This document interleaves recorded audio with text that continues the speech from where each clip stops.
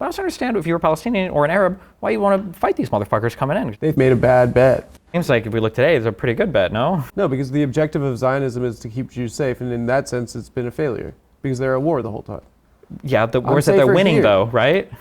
What is winning wars? People As are in the dying. country still exists and there's not like millions of Jewish people being murdered. What do you mean? That's being at war and people dying in wars is not like keeping people safe. I think that if you were a Jew and you just come out of the Holocaust and then you could go to a country that's at war for didn't just come out of 80 the Holocaust. years. Those people made Aliyah before that. Oh, you're trying to really trigger me. Okay. What do you mean trigger?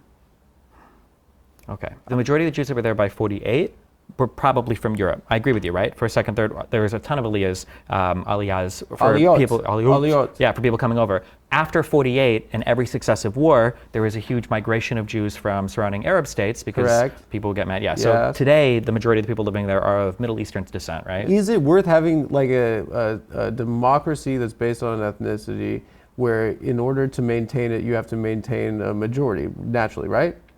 The sad thing is that there probably most democracies are built this way. You just aren't perceiving it because you don't have that same kind of I'm American, bro.